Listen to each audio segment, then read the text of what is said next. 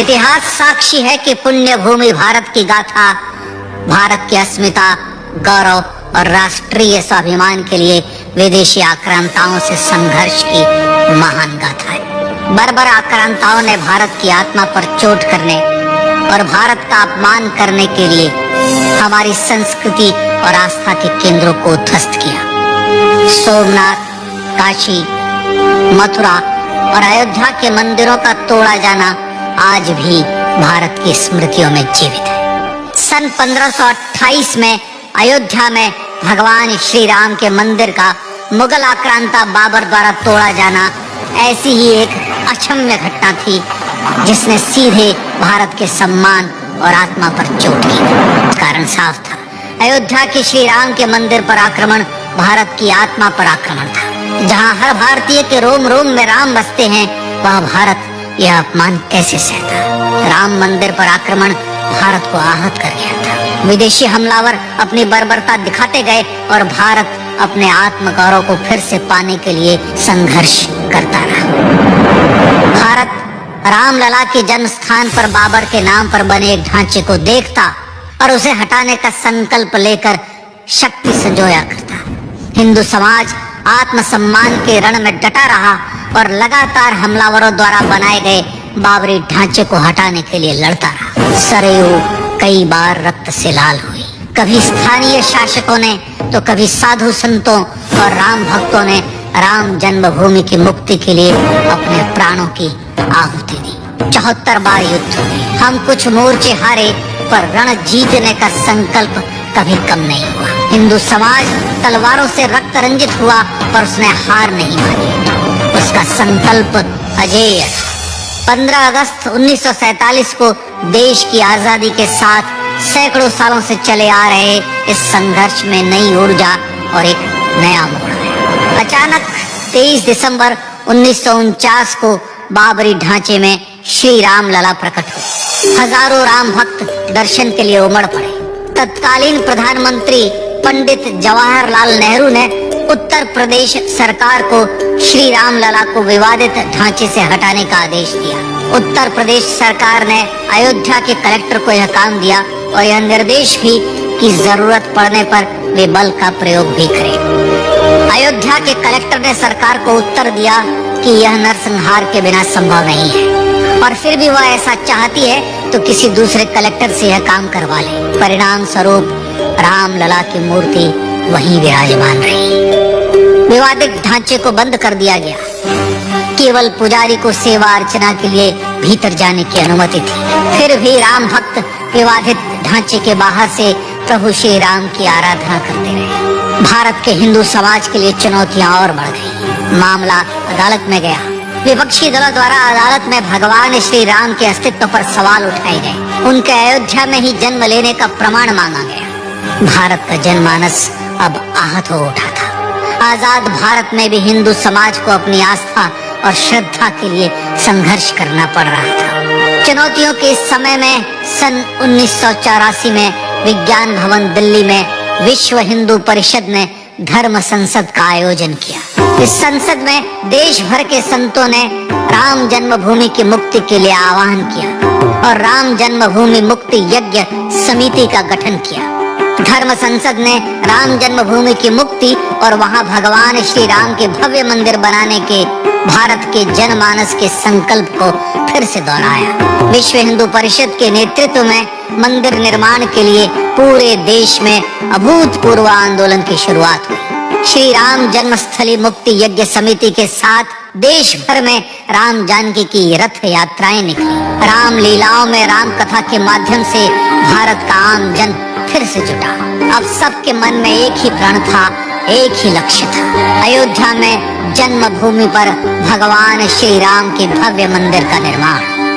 सन 1989 में विश्व हिंदू परिषद द्वारा गांव-गांव से राम शिला पूजन करके अयोध्या भेजी गई। 2,75,000 गांवों से राम शिलाएं अयोध्या पहुंची। भव्य राम मंदिर के शिलान्यास का निर्णय हुआ। पूज्य संत महात्माओं और हिंदू समाज के अन्य प्रमुख नेताओं के निर्णय के अनुसार अनुसूचित जाति के प्रमुख नेता श्री कामेश्वर चौपाल ने 9 नवंबर 1989 को मंदिर निर्माण का पहला पत्थर रखा।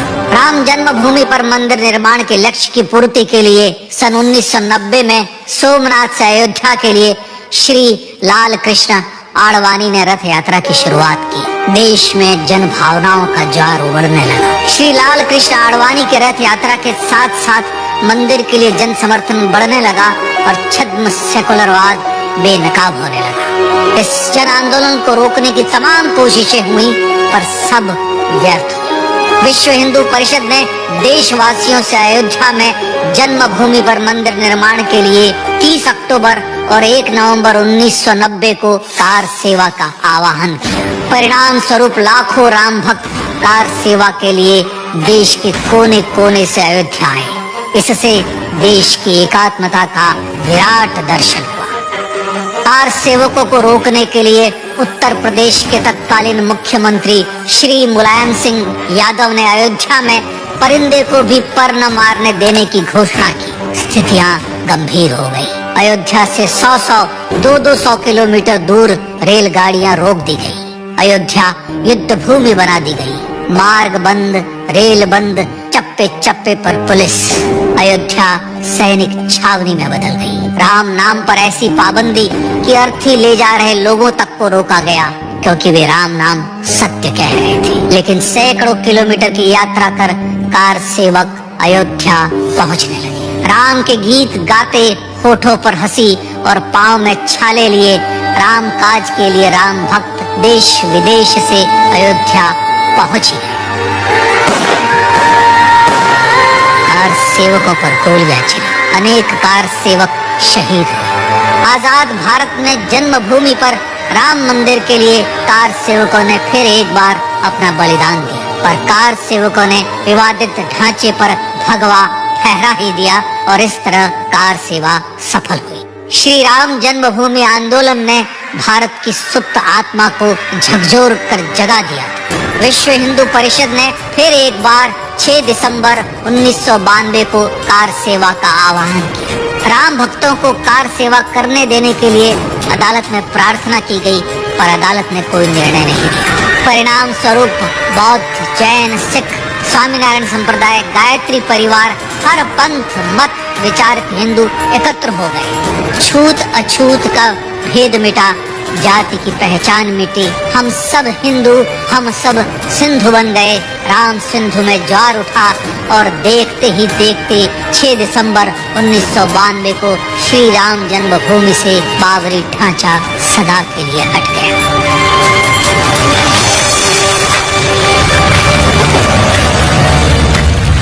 यह क्षण शौर्य, न्याय और सत्यमेव जयते का क्षण था। यतो धर्मस्ततो जय का क्षण था।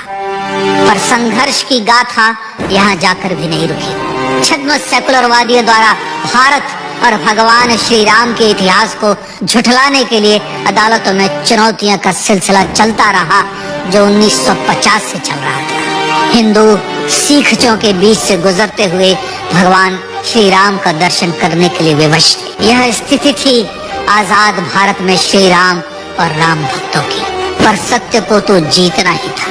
आखिरकार देश के सर्वोच्च न्यायालय के 5 जजों की खंडपीठ ने 9 नवंबर 2019 को ऐतिहासिक निर्णय दिया और यह कहा कि अयोध्या जन्मभूमि परिसर की पूरी 67 एकड़ भूमि रामलला की। और न्यायालय ने भारत सरकार को जन्मभूमि पर मंदिर बनाने के लिए एक ट्रस्ट बनाने का आदेश दिया।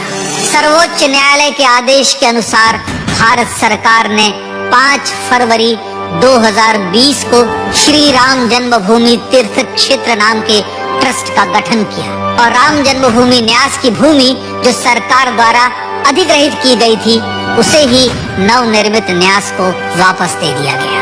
5 अगस्त 2020 को भारत के प्रधानमंत्री श्री नरेंद्र मोदी ने श्री राम जन्मभूमि तीर्थ क्षेत्र के अध्यक्ष पूज्य महंत नृत्य गोपाल दास, राष्ट्रीय स्वयंसेवक संघ के पूज्य सरसंघ चालक डॉक्टर मोहन भागवत एवं उत्तर प्रदेश के मुख्यमंत्री श्री योगी आदित्यनाथ की उपस्थिति में श्री राम जन्मभूमि पर भगवान श्री राम के भव्य मंदिर के लिए भूमि पूजन कर निर्माण कार्य का शुभारंभ किया। इस तरह लगभग 500 वर्षों से राम जन्मभूमि की मुक्ति के संघर्ष का पटाक्षेप हुआ। अपने आत्मसम्मान और राष्ट्रीय अस्मिता के लिए इतना लंबा संघर्ष विश्व के इतिहास में बेजोड़ है। श्री राम भारत की आत्मा, भारत की परिभाषा, हमारे राष्ट्रीय आदर्शों और जीवन मूल्यों के प्रतिनिधि, मर्यादा पुरुषोत्तम हैं, जो हर हिंदू के होठों पर जन्म से मृत्यु तक रहे।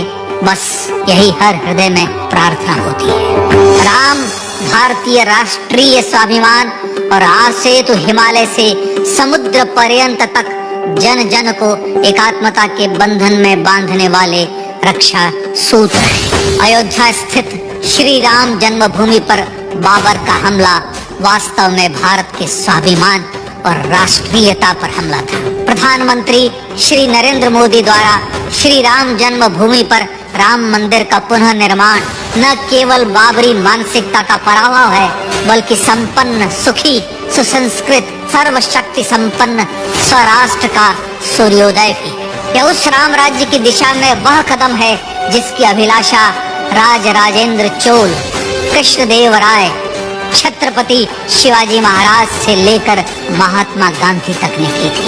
अयोध्या में जन्मभूमि पर भगवान श्री राम का मंदिर न सिर्फ राष्ट्रीय गौरव होगा, बल्कि वह श्री राम के आदर्शों का राष्ट्र मंदिर होगा। अब वह महान संकल्प पूरा होने जा रहा है। आइए इस राम यज्ञ, राष्ट्र यज्ञ में जिन ज्ञात और अज्ञात भारतीयों ने अपनी आत्माहुति दी है, उनका पुण्य स्मरण कर उन्हें श्रद्धांजलि दी।